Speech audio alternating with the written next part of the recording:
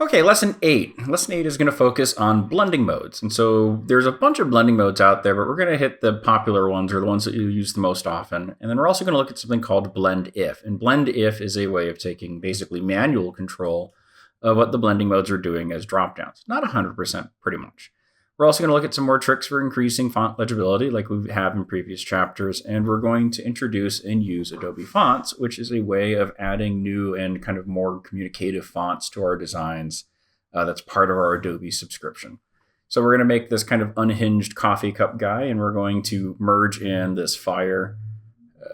Probably easier to see if I pull those one off. So we're going to merge the fire into him, which is kind of cool using that blend if. And then we're also going to shift his color using multiply. So like a bunch of really neat tricks. And the first one we're going to do is actually we're going to make this lightning bolt come out of this person's finger. And we're also going to add this kind of paper texture on there to make it feel like a little bit of a crumpled piece of paper while also adding in this lightning bolt. The thing I really like about these blending modes is that these sort of tricks become way easier than you would think. Like we don't have to make complicated masks or selections. We just poke a button and it blends together in a way that is very fast and satisfying. Okay, to get started, we're going to open up our first image, which is that kind of lightning hand. So I'm going to go to open. Actually we want the cloud image, not the lightning image. So we're going to go find our cloud image. There's my base demo. There it is, clouds, and open. And we want to add in our hand. So I'm going to go up to File, and I'm going to go to Place Embedded. I'm going to locate this hand, and click Place.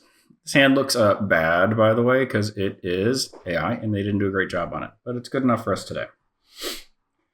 Let's go ahead and say yes. Let's relabel our layer. So this is going to be our pew pew. And this is going to be our clouds. You're hearing sounds. That's my foster golden chewing on a toy. So I'm sorry about those little crunches in pants.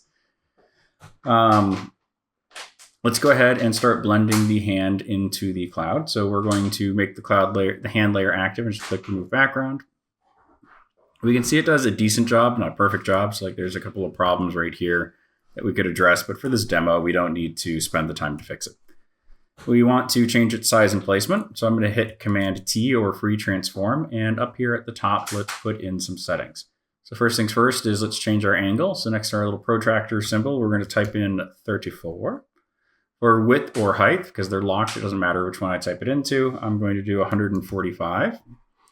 And then for our position, we're going to do 1856 for our X. And then we're going to do, for Y, 1178, causing the hand to appear out of the bottom of the screen. And we'll click Done. Okay, now we need to blend it with the clouds. And blending with the clouds, like how? And so what we can do is we can do something called blend if to say, if a tone is a certain color or a certain brightness or a certain darkness, that should show through the layer that is above or below it. So we're going to make really what it is, we're doing it the opposite way. We're telling, what tones to be able to see through, what tones should be applied. You'll see. All right, so with this one active, click the FX button and go to blending options. In blending options, we have our blend if sliders. So right here for blend mode is our normal blending options that we'll find over in normal over here. So we're not going to putz with that. And we have opacity again, which is our ability to see through something. And then we have fill, which only affects stuff from this FX menu. Then we have channels and knockout. We're not going to putz around with these, but if you get into really advanced blending modes, these things can help you do kind of really weird esoteric things. For most users of Photoshop, they're never going to have to putz around with advanced blending. However, blend if is the bee's knees. So let's definitely do it. So we've got our current layer and our underlying layer. And so what we want to do is show those underlying colors through our layer. So we're going to do underlying layer. And I'm going to grab this slider on the bottom right, and I'm going to drag it over to about 115. And you know what, here, let's move this so we can see what's happening while I'm doing it. And we can see that a large chunk of the image starts disappearing. So everything that is above brightness value 115 is shining through the hand. And I don't like this hard crunchiness, and I want to be able to see more of the hand, so I'm going to soften that effect. So notice that there's this little marker in our little arrow dude. So if I hold down Alt Option and click once, boop, it breaks that arrow. And then I can click on the right arrow, which is very hard to do with a giant mouse. There we go. And I can drag this back over. I'm going to drag this one over to about 220 or so. So it's not fully, so I can keep some of these clouds in front of the hand. And we have a pretty good hand in the cloud effect. Awesome.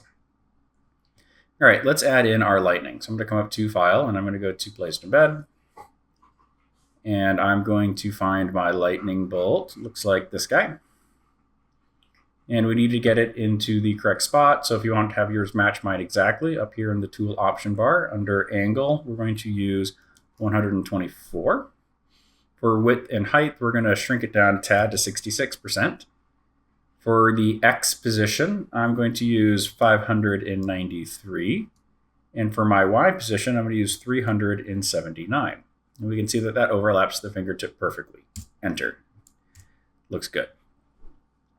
Now, getting this to look like it's in front of the hand or below the hand is going to be, getting rid of this black background is going to be hard. So like if I click remove background, yeah, it doesn't do anything. And like if I try to select it and then, apply a mask, like it's not going to look good pretty much no matter what I do. And that'd be a stupid amount of work. So like, how can I get this to be easier? So just like with this hand where I use blend if to tell it to allow certain tones through, I can tell this layer to affect the one underneath it based on a certain set of criteria, such as brightness and darkness and color and lightness and so on. So like right here where it says normal, I've got a bunch of blending modes. So I have my darkening blending modes, which doesn't really do much for me on this one. I have my lightening blending modes, which are exactly what I need for these. So like lighten or screen would be really ideal for these. And the difference between lighten and screen, and then later when we get to it, darken and multiply, is lighting just lightens it by the amount that the underlying image is lighter. Screen proportionally brightens or in the case of multiply, proportionally darkens the underlying image. So this one proportionally brightens, and that's why we keep some of that nice kind of fuzzy glow. The other ones we'll care about will be overlay, which does both. So anything brighter than 50% gray darkens, anything brighter than 50% gray brightens proportionally. And then soft light and hard light treat that as if it was like hard lighting and soft lighting in photography. Other ones that might be useful later for you down the road will be like hue or color or saturation. It will allow you to target stuff based on those values. So like this can be a great way to change just the color of something while leaving the lights and darks alone. In our case, we are going to pick screen to create a nice little lightning effect. Now, it seems like in order to get it so like it looks like this tip area looks a little bit better, it seems like I should just be able to drag this layer down. But like we can see that like there's a small effect, but like I can still see through it. Because remember, we told this layer right here with a blend if that our lightning, anything that's brighter than a certain value should shine through this finger. So we can't do it that way. We'll have to mask it out. So let's be lazy. I'm going to grab the mask from right here. So I'm going to hold down the Command or Control key and click on that layer. Now I have that as a selection. I'll make the lightning layer active and click Layer Mask. The opposite of what I want happened because I needed to invert my selection. I frequently do this. So instead of undoing and hitting Invert Selection, I'm actually just going to hit Command I to invert my layer mask. So it's no longer a white hand, it's now a black hand, meaning that the black area does no longer affect. Now we're going to want to putz with this layer mask a little bit so we can get rid of this hard edge. So let's grab our B for brush tool, and I'm going to right click and I'm going to pick soft round, and I'm going to set the size to be 50.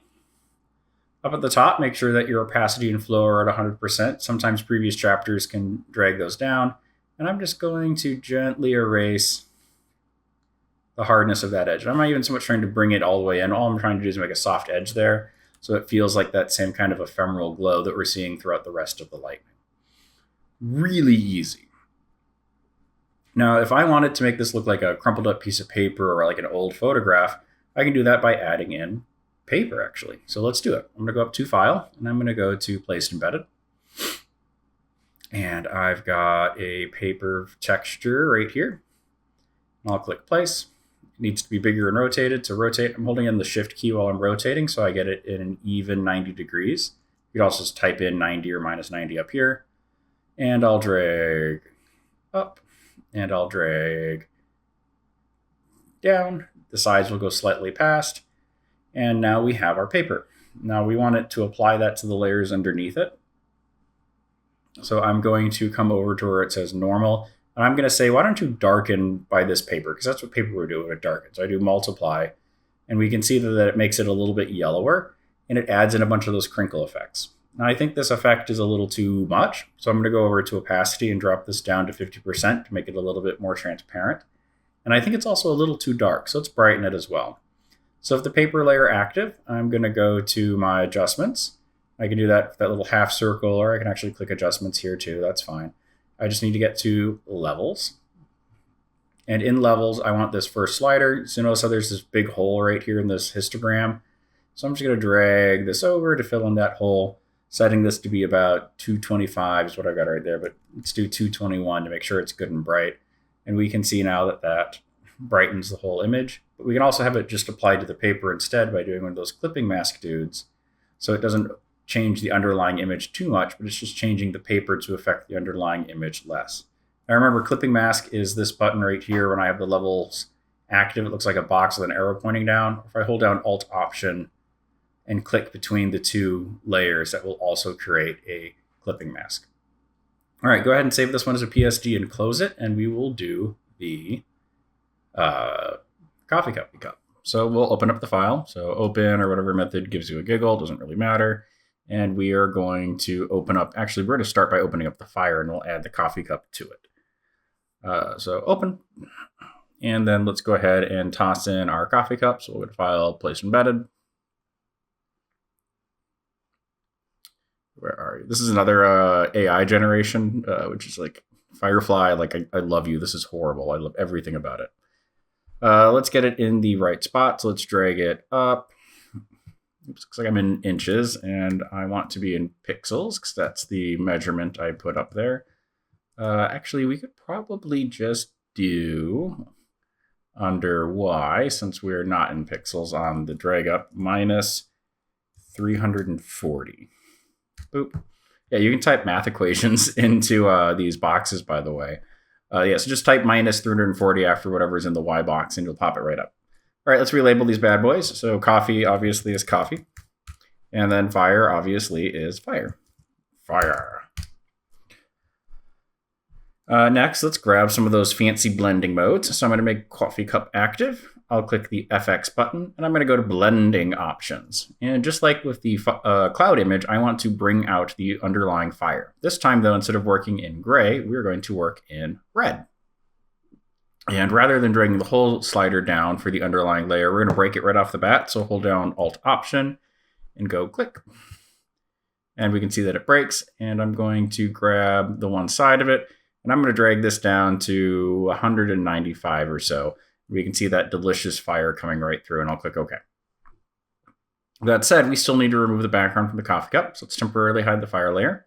And with the coffee cup layer active, I'm going to try remove background.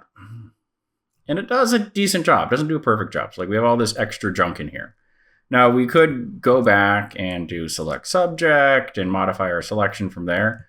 But we have another way of doing it. So when you end up with something like this and it just needs a little bit of cleanup, we can use some of the tools we've learned in previous chapters to modify our layer mask. So a layer mask is just white and black, or with gray in between. So we can also paint in there white or black to remove or hide.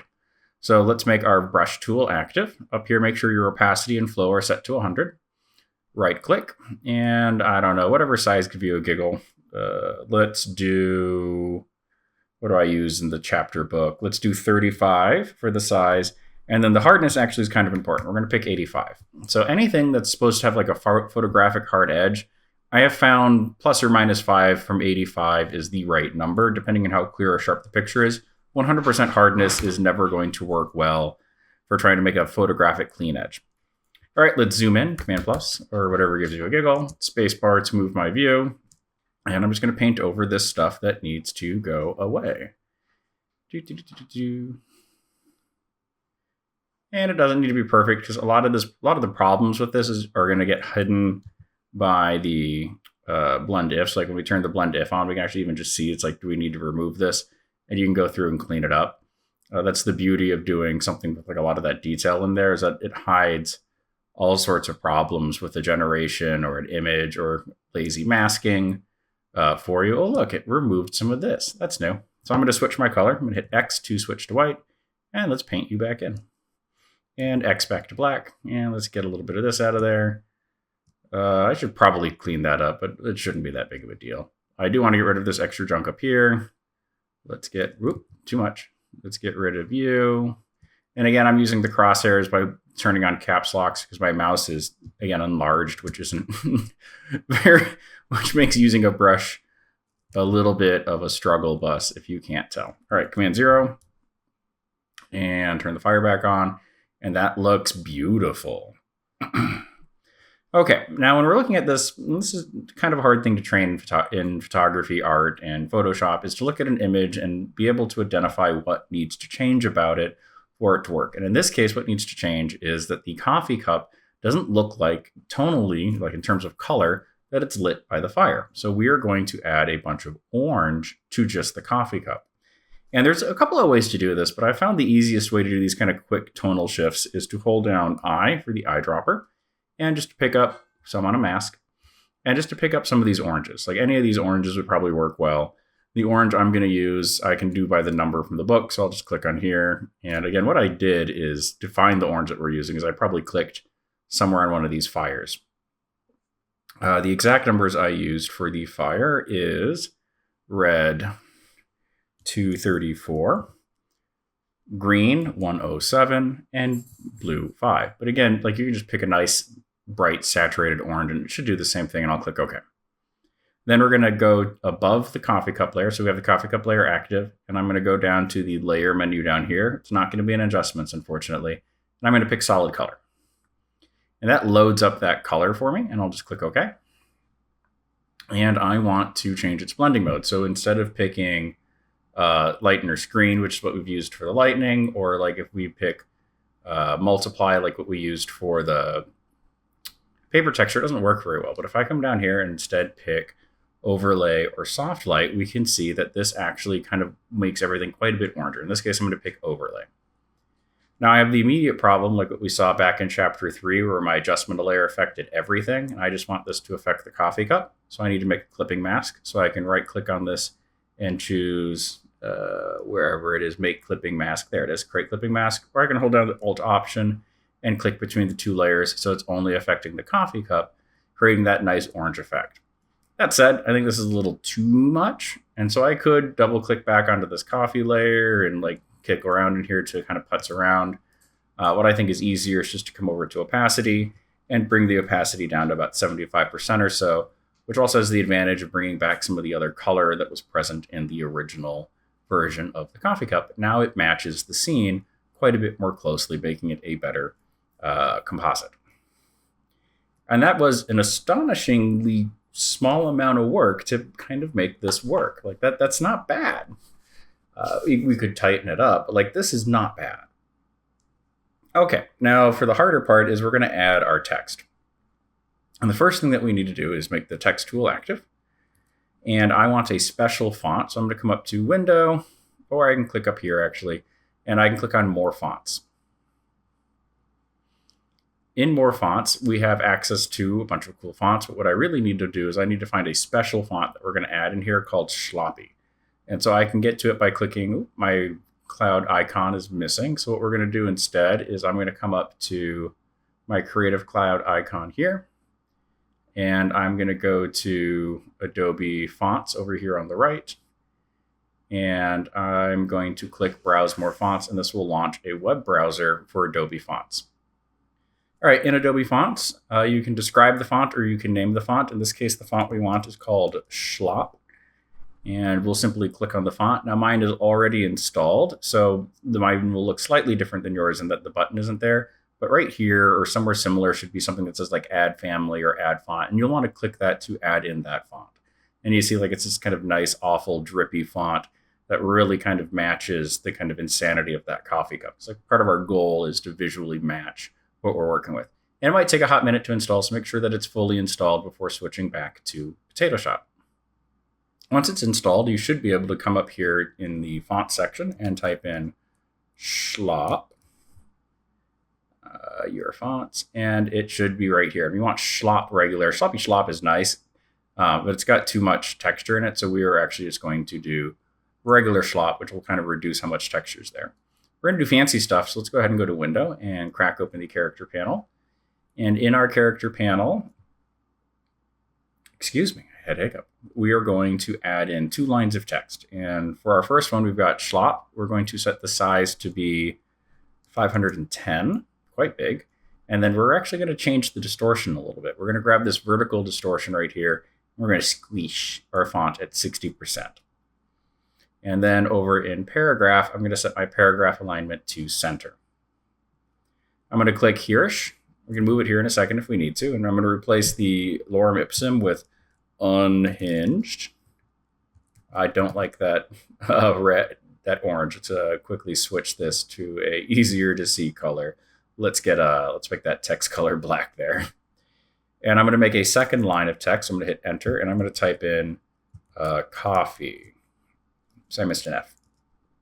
Now what I need is coffee to be up closer to unhinged and for it to fit the width down here. And so what I'm going to do is I'm going to tighten up the leading, which is the spacing, and I'm going to set that leading to be 362. And you can see that moves that baseline up and it's much closer. I'm going to select just coffee, not unhinged, and I'm going to change the size on this to be 738. And now we have it matched in width. Now, another way I could do this is I could just make these separate text lines, but it's good to practice using the character panel to change the appearance of our text. And when you're happy with it, click the check mark or escape or whatever, and get out of it. Then I'm going to hit V for Move Tool, and I'm going to move this down, and I'm going to center it using the pink line, and I'm going to drag down. And when I'm dragging down, I'm going to roughly visually weight match here, let's move this out of the way so it's easy to see, this kind of spacing at the bottom to the spacing at the side. Up a little bit. It doesn't have to be perfect. It just has to be close-ish or visually close. Like here's the baseline. And that's really what I'm looking more at than like the drips on the letters, because the letters can drop into that space. But I'm looking at the baseline and the character edge to kind of get that ideal spacing for where my text should be. Let's reset the position of this. Reset. So it's now back at the bottom. Now, one of the problems we're having is that the text and the texture of the fire behind it are pretty close, and so it makes it hard to read. The other thing that's making it hard to read is that there's a lot of dark tones mixed into this fire behind here. So to increase our legibility, we're going to increase our contrast. And one way we can increase our contrast is we can remove the dark tones from the fire behind it. So it's literally bright next to dark, contrast. And the other way we can increase contrast is that we can blur the background, smoothing it out, removing those details, so we have low detail next to high detail. So remember, our ability to understand visual fonts, or language, like written language, is based on contrast. And the worse, and simplicity, and the more complicated we make it, the harder it is to read. Okay, so first things first, let's go ahead and do let's do a levels adjustment first. So I'm going to put a levels layer underneath the text layer because I don't want it above the text layer because I don't want it to affect the color of the text. I'll go to adjustment and I'll go to levels. And in order to decrease the amount of black, I've got the black point slider right here. And so I can reduce black in the image by dragging it up. And we can see immediately that that makes the unhinged much more readable. And so I'll drag the slider up until it is around 34 or so. I can also just type that number in. And if you can't see this slider, you might need to scroll down. Sometimes there's a scroll wheel right here hiding this bottom set of sliders. Now, I also want it not to affect this upper area, and I don't want it to be super obvious that I've done this. I'm going to make a soft graduation, a transition of light to dark, to hide the edge of this kind of brightening or reducing of black in the image. So I'm going to make sure my levels adjustment layers mask is active, and I'm going to come over here to the GND tool, graduation tool. I'm going to come up to the drop down, and I'll go to basics, and I'll pick this option for black to white. And the reason why mine just didn't default to that is if I have black to white active down here, we can see that appears in basic as well. So like either of these would work. Let's actually pick this first one. That way the direction will be right. So, reset your colors. And then come up here and pick this first one. So we've got black to white. Now to draw in my mask, I am going to click in about the middle of this N, and I'm going to drag up to the lower lip. It's backwards. Oh well, let's do it the other way. Undo. I'm going to drag from the lip down to the N. I'm going to hold the Shift key while I'm dragging, and I'm going to release about like so. And we can see now that I have that lower section masked off, making it easier to read. Next, we're going to do something similar. Except this time, instead of doing color and tone, we're going to do clarity. And to do clarity, I'm going to first want to duplicate this fire layer. So I'm going to Alt-Option drag up on it. So I've got 2 of them.